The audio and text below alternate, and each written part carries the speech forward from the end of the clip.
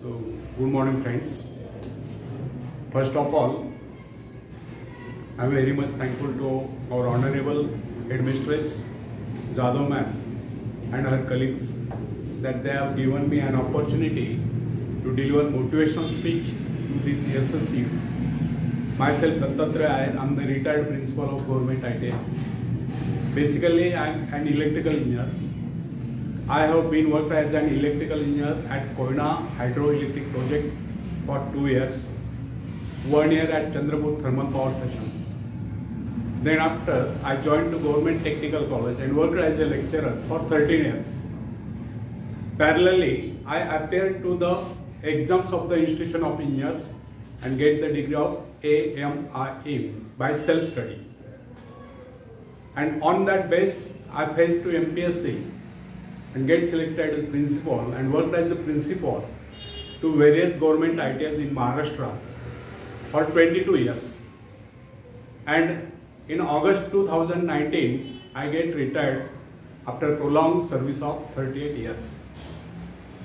And since last 5 years, I am speaking motivational speeches to various fields, colleges, schools, and I got very high response from the youth. So today I am speaking on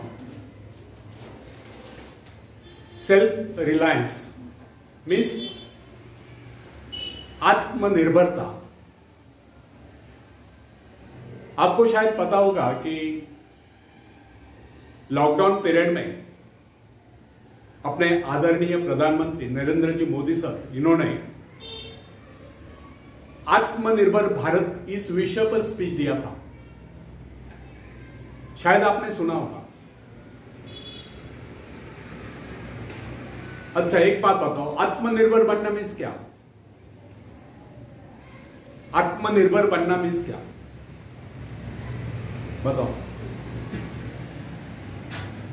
आपको पता है लेकिन आप बोलते नहीं. बोलने की कोशिश करो. गलत हुआ तो कुछ प्रॉब्लम नहीं है, लेकिन बोलने की आदत रखो. बताओ क्या? बता दो. उसके लिए तालियां बजाओ. इस पे उस पे निर्भर न रहकर स्वयं निर्भर बनना है, इसे ही आत्मनिर्भरता कहते हैं. और भारत आत्मनिर्भर कब बनेगा? जब भारत का हर नागरिक आत्मनिर्भर बनेगा, तब भी भारत आत्मनिर्भर बन सकता है. और इसी विषय पर मैं बोलने वाला हूं. तो फ्रेंड्स, आत्मनिर्भर बनने की क्षमता वास्तव में हर व्यक्ति में होती है, परंतु बहुत कम लोग ऐसे होते हैं जिन्हें अपने ऊपर विश्वास हो. दूसरों का सहारा ढूंढना तो उनकी आदत से बन जाती है. यह बात हमें कभी नहीं भूलनी चाहिए. दूसरों के सहारे चलना तो बड़ा आसान है, किंतु इससे हमारी रही सही शक्ति क्षीण हो जाती है. मस्तिष्क और योग्यता, इनका जितना उपयोग किया जाएगा, ये उतने बढ़ेंगे, इनका उतना ही विकास होगा. एक विडंबना है कि अपने आप कुछ करने की बात तो जैसे ही लोगों के मन में आती नहीं. कुछ लोग अपने आप एक ही काम करते रहते हैं, और वह है अपनी बदनसीबियों का रोना रोना, या दूसरों के आस रहकर उनके गुणगान करना. ऐसे लोग जिन्हें सदा दूसरों के बल पर विश्वास होता है, वे केवल पिछलकों की संज्ञा पाकर निंदा के पात्र बने रहते. ऐसे लोग अपनी आंतरिक शक्तियों का भी लाभ नहीं उठा पाते. फ्रेंड्स, यह न समझना आप यदि जन्मजात नेता नहीं है तो ऐसे लोग. जन्मजात कौन क्या होता है? कोई महान नहीं होता, कोई वैज्ञानिक नहीं होता है, बल्कि एक अबोध बालक जन्म के बाद अपने में ऐसी शक्ति पैदा करता है जिसके सहारे वो अपने व्यक्तित्व की एक अलग पहचान बना लेता है. इतिहास में ऐसे बहुत से लोग हुए जिनमें नेतृत्व करने की योग्यता नहीं, फिर भी वे अपने प्रयत्नों से, अपने परिश्रम से, अपने योग्यताओं का विकास करके महान नेता बने. नेता वही होता है जो किसी पर निर्भर न हो, जिसमें नेतृत्व करने की क्षमता हो, जो दूसरों के विचारों का सहारा लेना आवश्यक न समझता हूं। उसमें स्वयं सोचने और अपने कार्यक्रमों को स्वयं निर्धारित या कार्यान्वित करने की क्षमता होती है। लोगों की संख्या बढ़ाकर भीड़ के बीच में चलना तो कोई बड़ी बात नहीं। बड़ी बात तो यह है कि लोगों के दिलों में अपना स्थान बना जाए, चाहे लोगों की संख्या कितनी कम क्यों न हो। ऐसे लोग वही होते जो आत्म विकास करके शक्तिशाली हो चुके। ऐसे ही लोग अपने भाग्य को बदल देते हैं, अपने साथ साथ दूसरों का भी भाग्य बदल देते हैं। फ्रेंड्स, आज के युग की विडंबना यह है, हर कोई किसी न किसी का सहारा ढूंढते नजर आता है। किसी को अपने धन का सहारा लेना पड़ता है तो किसी को अपने मित्र का। कुछ तो अपने वंश पर ही फूले नहीं समाते। ऐसे तो बहुत ही कम लोग होते हैं जिन्हें अपने ऊपर पूरा विश्वास हो। दूसरों की शक्ति पर जीने वालों का एक मनोविज्ञान यह भी होता है कि ऐसे लोग सदैव किसी न किसी को दोषी ठहराकर अपना पक्ष बचाने के अवसर ढूंढा करते हैं। वास्तविकता यह है, इस प्रकार की आदत कायर प्रकृति की परिचायक है। आत्मनिर्भर बनिए, आत्मनिर्भर बनने की आदत डालिए। आदत का आरंभ उस समय होता है जब एक बच्चे को उसका पिता कोई विशेष कार्य करने को कहता है, तब वह संतुष्ट नहीं होता। लेकिन जब वो अपने ढंग से उसी कार्य को करता है, उसे पूरा करने के लिए संघर्ष कर विजय प्राप्त करता है, तो उसके चेहरे पर खुशियों की लहरें थिरकती नजर आती है। इस प्रकार की विजय की भावना उस बालक को शक्तिशाली बनने का एहसास दिलाती है। फ्रेंड्स, स्कूल की शिक्षा या कॉलेज की शिक्षा केवल व्यक्ति की व्यवहार कुशलता और योग्यताओं की वृद्धि नहीं करती, यह तो व्यक्ति के हाथ में औजार थमा देती है। इस औजार का सही इस्तेमाल करना आदमी को स्वयं ही सीखना पड़ता है। हेनरी वार्ड बीचर अपने समय के एक महान विचारक अपने बारे में कथा सुनाया करता था। जब मैं बच्चा था तब मुझे किसी तरह से आत्मविश्वास की शिक्षा दी गई। मुझे ब्लैक बोर्ड के पास भेजा जाता था। मुझ में शंका और संदेह होने का रोग था। मेरे टीचर मुझे बार बार कहते, इस पाठ को अवश्य पढ़ लेना। उनके स्वर में काफी क्रोध हुआ करता था। उनका यही कहना था कि हमें केवल प्रश्नों के उत्तर चाहिए। यद्यपि उन शिक्षकों का यह व्यवहार कठोर ही प्रतीत होता था, किंतु इतने सारे बच्चों को सीधी राह पर लाने के लिए उनका यह व्यवहार उचित ही था। और इस व्यवहार का ही नतीजा था कि 1 मास से भी कम समय में विदिन ए मंथ मैं उन सभी सवालों के जवाब निकलने लगा जो मुझे सबसे कठिन लगते थे। एक दिन मुझे ब्लैक बोर्ड पर एक सवाल हल करने को कहा। जैसे मैंने सवाल हल किया, टीचर बड़े कठोर अंदाज में बोले, बिल्कुल। अब मेरे पश्चात उन्होंने किसी दूसरे छात्र को बुलाकर उसी सवाल को हल करने को कहा। उसने उसी तरीके से सवाल हल किया जिस तरीके से मैंने किया था। मेरा उसका जवाब भी था।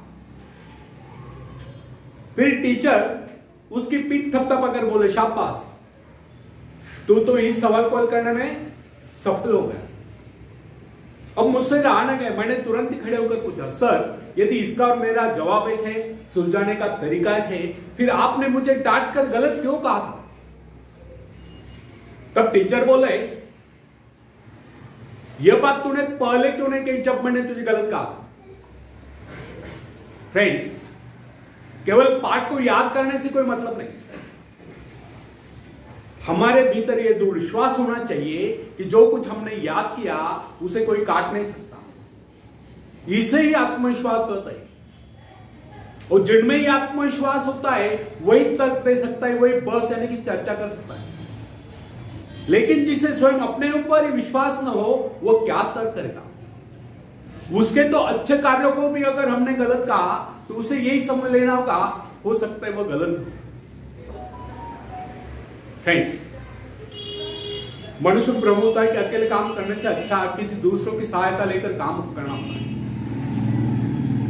लेकिन अपने ऊपर विश्वास करके पूरी लगन से अगर कार्य को किया जाए तो उसमें सफल होने की आशा 2 गुनी हो जाती है। हर महत्वाकांक्षा का अर्थ होता है अपनी शक्तियों का परीक्षण करना। लेकिन दूसरों की नकल करने, दूसरों पर निर्भर रहने से व्यक्ति में दुर्बलता ही तो आती है। शक्ति तो हमारे स्वयं के मेहनत करने से आती है। अखाड़े के पास बैठकर हम अपने शरीर को शक्तिशाली नहीं बना सकते, या दूरदर्शन पर एक्सरसाइज प्रोग्राम देखकर हम अपने शरीर को तंदुरुस्त नहीं बना सकते। इसके लिए हमें स्वयं ही व्यायाम करना होगा, स्वयं ही एक्सरसाइज करना होगा।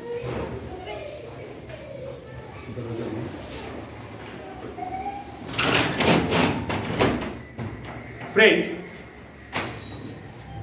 यदि आप जीवन में सफलता चाहते हैं तो इसके लिए आपको स्वयं ही प्रयास करना होगा, स्वयं ही उस रास्ते पर चलना होगा जो आपको उन्नति को ले जाता है। और वह रास्ता है आत्मविश्वास का। अपनी शक्ति को पहचान कर आप सफलता प्राप्त कर सकते हैं, या अपनी योग्यताओं को पहचान कर आप सफलता प्राप्त कर सकते हैं। मगर यदि आप यह सोचते हो कि संसार में कोई दूसरा व्यक्ति काम करे और सफलता हमें प्राप्त हो, तो ऐसे कैसे हो सकता है? जो लोग बच्चों को इस प्रकार जीवन क्षेत्र में उतरना चाहते हैं कि वे बिना किसी संघर्ष के, बिना कोई कष्ट उठाए आगे बढ़े, तो वे उनकी राह में कांटे बिछाते हैं। संतान को ऐसा बनाना कि वह किसी भी प्रकार के संघर्ष का सामना करने में अयोग्य हो, तो इसका सीधा अर्थ यह हुआ कि वे लोग अपने संतान का भविष्य शुरू से बिगाड़ रहे हैं। संतान को सुख और ऐश के झूले में झुलाने वाले मां बाप संतान के सबसे बड़े दुश्मन होते हैं। दूसरों की तो छोड़ो, वे उसे स्वयं को पहुंचाने की जहमत या स्वयं को पहुंचाने के कष्ट भी उठाने नहीं देते। बच्चों को भी समझना चाहिए, स्वर्ग जाने के इच्छुक को स्वयं ही मरना पड़ता है। स्वर्ग वही जाएगा जो मरेगा, दूसरा कोई नहीं जा सकता। इसी प्रकार जीवन का सच्चा आनंद वही पाएगा जो अपनी आत्मा की शक्ति को पहचाने। फ्रेंड्स, यदि आप किसी कार्य में कामयाबी चाहते, सफलता चाहते, तो उसके पीछे अपनी पूरी शक्ति लगा दें। नवयुवकों का या नवयुवकों का स्वभाव होता है सहना, सीखना, अनुसरण करना। लेकिन अगर उनके अभिभावकों द्वारा या मां बाप के द्वारा बचपन से सारे इशारा देकर उन्हें जीवन संघर्ष के लिए हतोत्साहित किया गया हो, निराश किया गया हो, तो इसका परिणाम यह निकलता है कि वे अकेले चलना ही भूल जाते हैं। उनकी हालत पैसा के ऊपर चलने वाली होती, फिर तमाम उम्र वे बिना किसी सहारे के चल नहीं पाते। इसलिए फ्रेंड्स, यदि जीवन में कुछ करना चाहते हो, कुछ बनना चाहते हो, तो अपनी सहायता स्वयं करें। किसी की सिफारिश या प्रभाव से आगे बढ़ने के प्रयत्न आपके भविष्य को नष्ट कर देंगे। स्वयं को इस योग्य बनाओ कि आपको किसी दूसरों से सहायता की आवश्यकता न हो। अपने भीतर अथाह साहस और विश्वास जगाइए। आनंद तो उसी उन्नति में आता है जो स्वयं के द्वारा प्राप्त हो। दूसरों के भरोसे, उनकी सहायता से आगे बढ़कर अपने को अपंग बनाने का क्या उपाय हो सकता है? इससे तो मनुष्य की अपनी सारी शक्तियां दम तोड़ देती है, अपनी बुद्धि कुंद हो जाती है। जो दूसरों की सहायता का मोहताज बना रहता है, जो अपना हाथ तक नहीं ला सकता, वो क्या कर सकता है? वो जीवन भर दूसरों का मोहताज बना रहेगा। ना उनमें आत्मविश्वास आता है, ना वे स्वयं के भरोसे आगे बढ़ पाते। उनका तो भविष्य ही अंधकार में